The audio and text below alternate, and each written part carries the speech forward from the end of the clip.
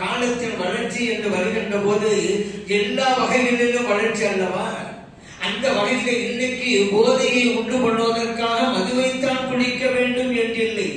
ஊசி போட்டு போதை ஏற்றுக் கொள்கிறார்கள், திரவ பொருட்களை குடிக்கிறார்கள், பவுடர்களை உண்ணுகிறார்கள். இதுவெல்லாம் எப்படி? கஞ்சாவில் இதுவெல்லாம் அந்த காலத்தில் கேள்விப்பட்டோம். இன்றைக்கெல்லாம் நவீன அடிப்படையிலே அந்த போதையை உண்டாக்கி கொள்கிறார்கள். குறிப்பாக மாணவ சமுதாயம் கூட இந்த வலையிலே சிக்கி தவிக்கிறது என்பதுதான் உண்மை. அதனால்தான் உலக அளவிலே இதற்கு கடுமையான சட்டங்கள். சிங்கப்பூர் போன்ற நாடுகளிலே தான் அந்த போதை பொருளை கடந்தனாக்க தூக்கு தண்டனை. ஏன்? மக்கள் சமூகம் இதனால் அதிகம் பாதிக்கப்படுகிறது என்பதால் தான். இதை எப்படி ஒழிப்பது? இன்னைக்கு மக்கள் குடிக்க வேண்டியதை குடிப்பதை விட்டு குடிக்க வேண்டியதுன்னு சொன்னா உடலுக்கு நல்லது, சத்து, வைட்டமின், இரும்பு சத்து இது போல உள்ளதெல்லாம் குடிக்கட்டும். அதே போல குளிர்பானங்கள் சாப்பிடட்டும். குளிர்பானத்தில் கழித்திருக்கு, அது ஒரு விஷயம். ஆனா இதையெல்லாம் விட்டு அந்த மதுவை குடிப்பதால் எவ்வளவு பெரிய இழப்புக்கு இன்னைக்கு அவர்களுடைய குடும்பங்கள் தவித்துக் கொண்டிருக்கின்றன பார்த்தோமா? அதனாலதாங்க இஸ்லாம் என்பது ஒரு மிகச்சிறந்த மார்க்கம், இறைவனுடைய மார்க்கம் என்பதற்கு மிகப்பெரிய எடுத்துக்காட்டுகளில் இதுவும் ஒன்று. அந்த மது பழக்கத்தை இஸ்லாம் மார்க்கம் எப்படி அழித்தது, ஒழித்தது என்று நம்ம பார்த்தா நம்ம எல்லாம் ஆச்சரியப்படுறோம். இன்னைக்கு என்ன இவங்கெல்லாம், அன்றைக்கு அரபு மக்கள் எப்படி இருந்தாங்க? காலையில் எழுந்த உடனே விழிப்பதே மதுவில் தானே. ஒவ்வொரு வீட்டிலும் மது பானைகளும் தோல் பைகளும் தொங்கிக்கிட்டு இருக்குமே. அந்த மாதிரி குடிச்சுக்கிட்டு வந்தாங்க. எப்படி அந்த சமூகத்தை இஸ்லாம் மாற்றி அமைத்தது? அதுதான் ஆச்சரியமான விஷயம். சன்னமாக கொஞ்சம் கொஞ்சமாக அந்த மக்களை மாற்றி அமைத்தது இஸ்லாமிய மார்க்கம். காரணம், இறைவன் ஆரம்பத்தில் சொன்னான், எஸ் அலுவலக அனில் ஹம்ரி வல் மைசிர். நபி அவர்களே உங்கள்கிட்ட கேட்பாங்க மதுவை பற்றியும் சூதாட்டத்தை பற்றியும். குல் ஃபீஹிமா இஸ்முன் கபீர் வ மனாஃபிஉ லின்னாஸ். நீங்க சொல்லுங்க, அந்த ரெண்டிலும், மதுவிலும் சூதாட்டத்திலும் நல்லதும் இருக்கிறது, தீயதும் இருக்கிறது. சொல்லுங்க. இஸ்முஹுமா அக்பரு மின் நஃபிஹிமா. ஆனால் அந்த இரண்டிலே இருக்கிற நல்லதை விடவும் தீயதுதான் அதிகம் இருக்கிறது என்பதையும் சொல்லிவிடுங்க. எனக்கு இது சொல்றாங்கல்ல, குளிர்காலத்துல மக்களுக்கு இது கொஞ்சம் தேவைப்படுது, குளிர் பிரதேசங்களில் வாழ்கிற மக்களுக்கு இது கொஞ்சம் தேவைப்படுது, உழைப்பாளிகளுக்கு கொஞ்சம் தேவைப்படுது. என்னால சில சொல்றாங்கல்ல, நீ சொல்ற மாதிரி இருந்தாலும் அதை விடவும் தீங்குதான் அதிகம் இருக்கிறது என்று சொல்லிருக்க என்று அல்லாஹ் சொன்னான். இது ஒரு கட்டம். அடுத்த கட்டம், இறைவன் யா அய்யுஹல்லதீன ஆமனூ, இறை நம்பிக்கையாளர்களே, லா தக்ரபுஸ் ஸலா வ அன்தும் சுகாரா. நீங்கள் போதையோடு இருக்கின்ற நிலையிலே தொழுகைக்கு செல்லாதீர்கள். ஹத்தா தஅலமு மா தகூலூன். தொழுகையில் ஓதுங்க, என்ன ஓதுறீங்க அப்படிங்கிறது உங்களுக்கு தெரியணுமா இல்லையா? நீ போதை போயிட்டாக்கா என்ன சொல்றீங்கன்னு தெரியாது உங்களுக்கு. இறைவன் சொன்னான். அதனால இரண்டாவது கட்டமாக தொழுகைக்கு போகும்போது சாப்பிடக்கூடாது, குடிக்கக்கூடாது. அப்புறம் மூணாவது கட்டம், இன்னமல் ஹம்ரு வல் மைசிரு வல் அன்சாபு வல் அஸ்லாம். நிச்சயமாக மதுவும் சூதாட்டமும் சிறை வணக்கமும் ஆர்வம் பார்ப்பதும் அமல் ஷைத்தான், ஷைத்தானுடைய செயல்களில் கட்டுப்பட்ட அசிங்கங்கள் பதித்தறிவு, அதை தவிர்த்து கொள்ளுங்க. அழுக்கும் துஃப்லிஹூன், நீங்கள் வெற்றி அடைவீர்கள் என்று அல்லாஹ் வசனத்தை இறக்கணும்.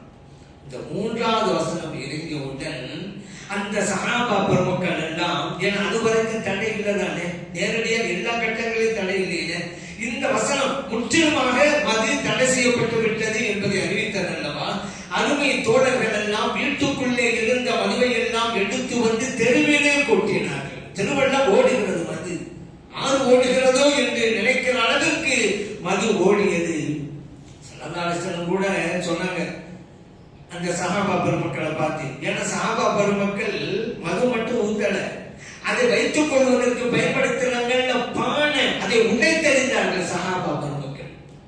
அதை வைத்துக் கொள்வதற்காக பயன்படுத்தினார்கள் தோலினால் செய்யப்பட்ட பைகள், அதை கிழித்தெறிந்தாங்க சஹாபா பெருமக்கள். சொன்னாங்க, ஏங்க அது ஊத்துறீங்க ரைட்டு தான், இந்த பானை தோல் பைகள் எல்லாம் வேற ஏதாவது யூஸ் பண்ணிக்கொள்ளலாமே, இதையும் உடைச்சுங்க, இதையும் கிழிச்சுங்க. அப்ப சஹாபா பெருமக்கள் யாரும் சொல்லலாம், மது தடை செய்யப்பட்டு விட்டார். மது தடை செய்யப்பட்டு விட்டால் அதை குடிக்க கூடாது என்பது மட்டுமல்ல, அதை பற்றிய சிந்தனை கூட எங்களுக்கு வந்துவிடக் கூடாது. இந்த பானை வீட்டிலே இருந்தால் நாங்கள் வீட்டுக்கு வரும்போது அந்த பானை கண்களுக்கு தெரியும்.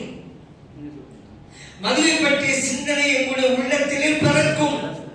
ஆகவே அதையும் நாங்கள் உழைத்திருந்தோம் அப்படின்னாங்க. இதுதான் சஹாபா பெருமக்கள். ஒரு தவறை செய்யக்கூடாது என்பது மட்டுமல்ல, அந்த தவறை செய்வது என்கின்ற எண்ணம் கூட வந்துவிடக் கூடாது என்பதிலே மிகவும் கவனமாக இருந்தார்கள் சஹாபா பெருமக்கள். இப்படி இஸ்லாம் கொஞ்சம் கொஞ்சமாக மன ரீதியிலே மாற்றி அமைத்தது. சட்டம் போடுறதுங்கிற பெருசு இல்லைங்க. சட்டம் போட்டா எல்லா காலகட்டத்திலும் முழுமையான வெற்றி பெற்று விட முடியுமா? சட்டம் இருந்தா போலீஸுக்கு பயந்துட்டு செய்யாம இருப்பான், பிறகு செய்வான். இப்ப சிறைச்சாலை அடைக்கப்பட்டான், அங்க இருக்கிறவனுக்கு தப்பு பண்ணாம இருப்பான், வெளியில வந்தா செய்வான். ஏன் மனத்திறன் மாறடையில? மனத்திறன் மற்ற சட்டமும் இருக்க வேண்டும், அவனுக்கு மன மாறுதலையும் ஏற்படுத்த வேண்டும். இதைதான் இஸ்லாம் செய்து காட்டியது. குடிகாரர்கள் குடித்துக் கொண்டே இருக்கிறார்கள். தடுக்க வேண்டிய அரசு தடுக்காமல் இருக்கிறது. சட்டம் போட்டு தடுக்க வேண்டிய அரசு இன்னைக்கு தடுக்காமல் இருக்கிறது. குடிகாரனா பார்த்து தெரிந்தால்தான் குடியை நிறுத்த முடியும். இதுதான் யதார்த்த இன்னைக்கு. அரசாங்கம் அனுமதிக்கல. படிக்க சொல்ல வேண்டிய அரசு குடிக்க சொல்கிறது. எல்லா இடங்களிலும் டாஸ்மாக் கடை, மற்ற கடைகளுக்கு இல்லாத மோசடி டாஸ்மாக் கடைக்கு உண்டு. ஏன் சீரியல்ஸ் எல்லாம் போட்டு வச்சிருப்பாங்க இந்த கடையில. அவ்வளவு மதிப்பு மரியாதை. ஒரே கூட்டம், எப்ப பார்த்தா டாஸ்மாக் கடையில. ஒரு நாள் கேட்கிறாரு, எங்க எதுவும் ஃப்ரீயா அங்க கொடுக்குறாங்களா? இன்னும் கூட்டமா இருக்கு, கூட்டமா தான் இருந்துட்டு இருக்கு டாஸ்மாக் கடையில எப்ப பார்த்தாங்க. இந்த மாதிரி இருக்கலாமா? அப்போலாம் ஆரம்பத்தில் அந்த கண்ணு கடைக்கெல்லாம் அனுமதி கொடுத்தாங்க. ஊருக்கு வெளியில தான் இருக்கும், ஊருக்கு வெளியில தான் கண்ணு கடை. இன்னைக்கு கடத்தெருவு இருந்து கொண்டே இருக்கிறது. காரணம் என்ன?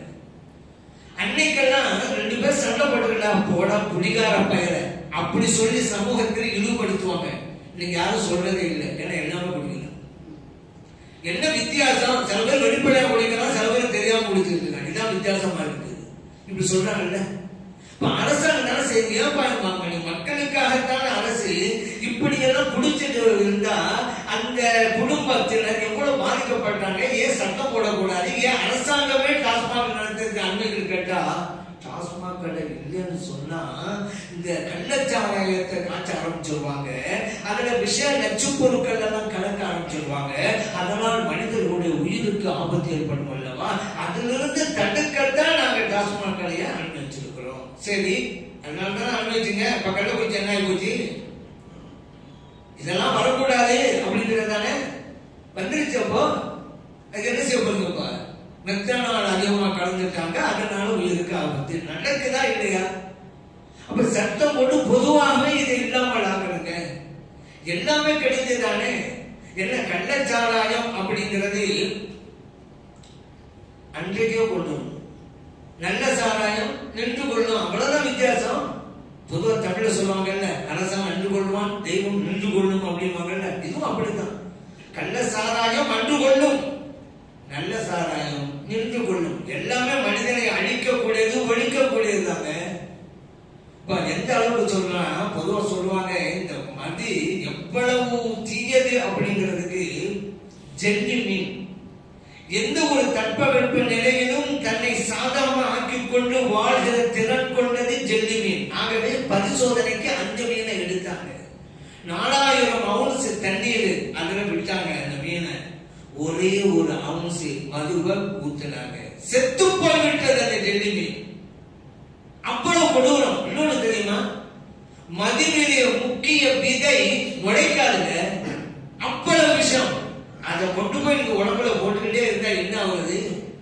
நீங்க மதுவை வாங்கும் போது மதுவை மட்டுமா வாங்குறீங்க? இல்லங்க, நோயையும் சேர்த்துத்தான் விலைக்கு வாங்கிட்டு இருக்கிறீங்க. மதுவை குடிப்பதனால கல்லீரல் பாதிப்பு, மண்ணீரல் பாதிப்பு, எவ்வளவு பாதிப்பெல்லாம் உங்களை அறியாம இல்லைங்க. 50 வயசுலேயே கலவு மாதிரி ஆகிடலாம், முதுமை அடைஞ்சிடலாம்.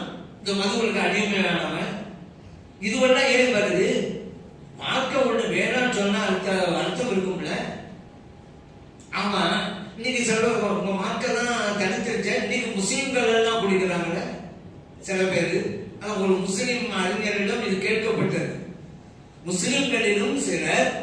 மதுவை குடிக்கிறாங்களே. அதற்கு அந்த அறிஞர் சொன்னார், உண்மைதான், அவர்கள் எல்லாம் இந்நாட்டு குடிமக்கள் என்பதை தவறாக புரிந்து கொண்டு விட்டார்கள் அப்படின்னா. குடிமக்கள், இந்த நாட்டு குடிமக்கள். இவர் புரிந்து கொண்டது வேற. குடிமக்கள்னா குடிக்கிற மக்கள்னு விளைவிட்டாரு. அதனால இந்த விலை ஏற்பட்டு விட்டது என்று அந்த அறிஞர் சொன்னார். உண்மை அப்படித்தான. குடியை கெடுக்கும்.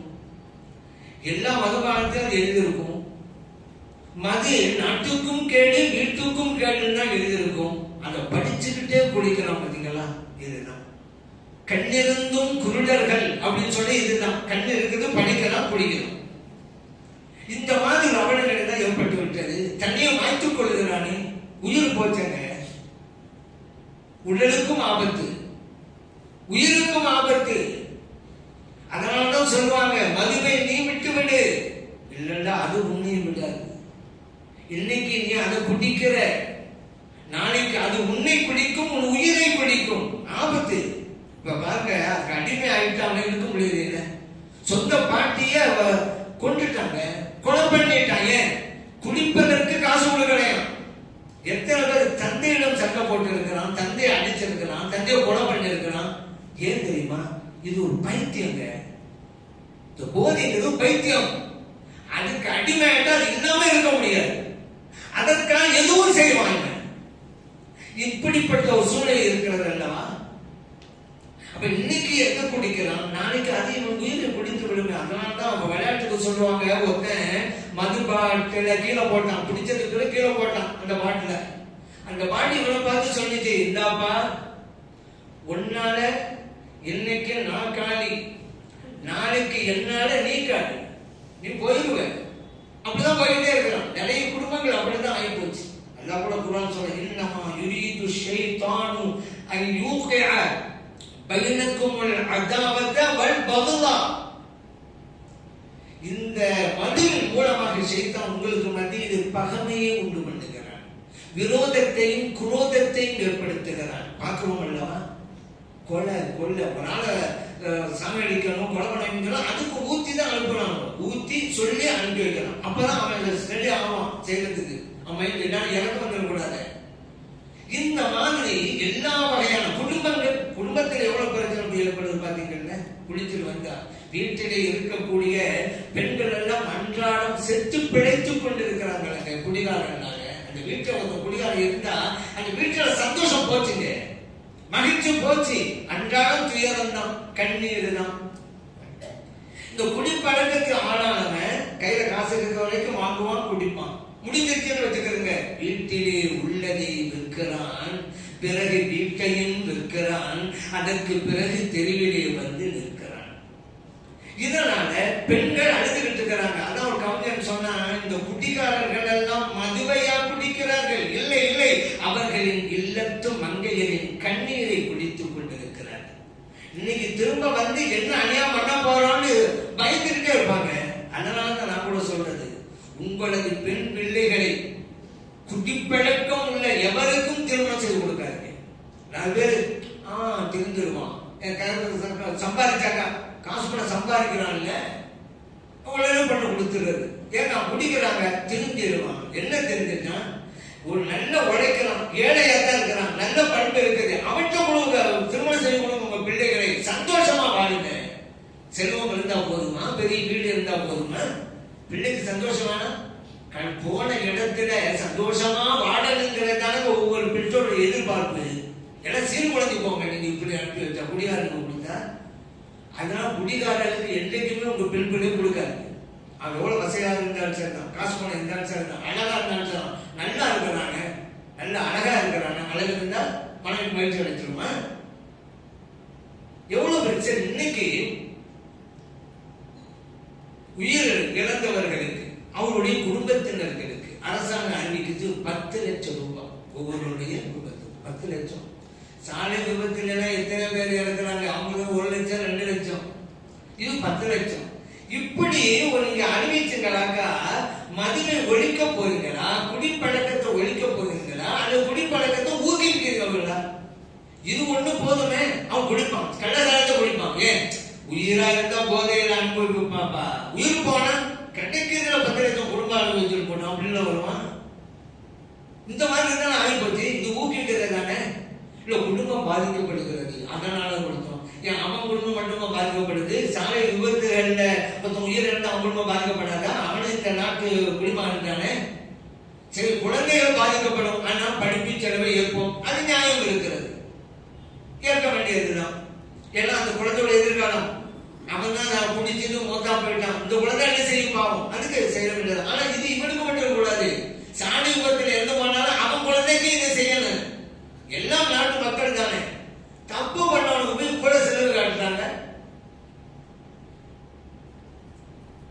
இந்த பணத்தை வேறு வகையில் செலவழிச்சிருந்தா ஒரு உருப்படியான காரியத்தை சாத்திருக்கலாமே. கிட்டத்தட்ட ஏறத்தாழ 60க்கும் மேற்பட்டவர்கள் இன்றைய காலை செய்து 64 பேர் வஃபாத். 60க்கும் மேற்பட்டவர்கள். ஒரு ஆளுக்கு 10 லட்சம்னா ஏறத்தாழ 7 கோடி ரூபாய். 7 கோடி ரூபாய இந்த மதுவினுடைய தீங்கை மக்களுக்கு மத்தியில் விளக்குவதற்கு, விழிப்புணர்வை ஏற்படுத்துவதற்கு செலவழிச்சிருக்கலாமாங்க. நீ குடிச்சா உன் உடலுக்கு என்ன ஆபத்து, உயிருக்கு என்ன ஆபத்து, உன் குழந்தைகளுக்கு என்ன பாதிப்பு, உன் மனைவிக்கு என்ன பாதிப்பு, குடும்பத்தினால எவ்வளவு சிரிஞ்சு போவாங்க, இதை எடுத்து சொல்றதுக்கு இந்த ரூபாய் பயன்படுத்தி இருக்கலாமே. எல்லாரும் தெரிஞ்சால்தான் கொஞ்சம் பேரா தெரிஞ்சிருப்பாங்கல்ல. ஒரு ஆக்கப்பூர்வமான செயல இதை செய்யவே கிடையாது. இது இன்னும் ஊக்குவிக்கிறோம்னா தான் அவங்க அறிவிச்சிருக்கிறாங்க. ஏன்னா அந்த எதிர்ப்பை சமாளிக்கணும் இந்த அரசு. அதனால என்ன தெரியுமா, பூரண மதுவிலக்கு கொண்டு வரணுங்க. அதாங்க இஸ்லாம் மதம் சொல்லுது, பூரண மதுவிலக்கு. டாஸ்மாக் கடைகளும் மூடப்படணும். அதே மீறி ஒருத்தர் செஞ்சாக்க அதுக்குள்ள தண்டனை கொடுக்கணும். சட்டத்தால் செய்யலாம், சட்டத்தால் சாதிக்க முடியாது இல்லை. ஆனா மன ரீதியிலும் மாற்றி அமைக்க வேண்டும். இஸ்லாம் அதைத்தான் செய்தது. கொஞ்சம் கொஞ்சமா சொல்லி சொல்லி திருத்தி அமைத்தது. அதே பாணி, அதே சட்டம் இஸ்லாம் போட்டது. இஸ்லாம் சட்டத்துல ஒரு மத அர்த்தம் என்ன தெரியுமா, 40 கசையடிகள் கொடுக்க வேண்டும் சட்டம். அலி ரலியல்லாஹு காலத்துல 80 கசையடிகள். மக்கள் வெறுத்துட்டாங்கல்ல, அங்கங்க குடிக்க ஆரம்பித்தாங்க. 80 கசையடி. சட்டம் அப்படி இருக்கணும். மார்க்கம் அதைத்தான் சொல்லி காட்டுகிறது. அந்த மாதிரி செய்ய வேண்டும்.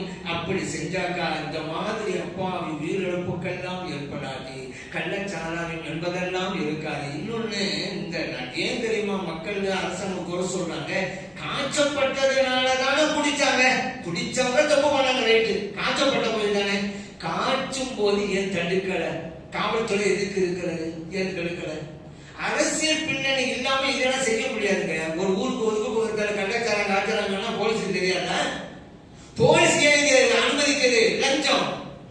அது மட்டுமல்ல, அரசியல் பின்னணி, அரசியல் பின்புலம் இல்லாதவர்களால் இதையெல்லாம் நடத்த முடியாது. அதுக்காக அரசாங்கத்து மக்கள் குறை சொல்றாங்க. அரசாங்கம் சும்மா இருக்க முடியாது, பொறுப்பு இருக்கிறது. அப்பாவி மக்கள் பாதிக்கப்படுறாங்க. ஆகவே இஸ்லாமிய சட்டத்தின் அடிப்படையிலே நல்ல சாரம் கெட்ட சாரம் முற்றிலுமாக சட்டம் கொண்டு வந்தால் இந்த நாட்டு மக்கள் பாதுகாப்போடு வாழ்வார்கள், எந்த பாதிப்பும் இருக்காது. குடும்பங்கள், குறிப்பாக பிள்ளைகள், குழந்தைகள், தாய்மார்கள் நிம்மதியோடு வாழ்வார்கள். அதற்கு ஒரே தீர்வு இஸ்லாமிய தீர்வுதான். முற்றிலும் ஒழிக்கப்பட வேண்டும், தடை செய்யப்பட வேண்டும். அது எல்லாம் இறைவன் அத்திய நல்ல சூழ்நிலையை இந்த நாட்டிலே உருவாக்கி தந்தருவானாக. ஆமீன். அல்ஹம்துலில்லாஹ்.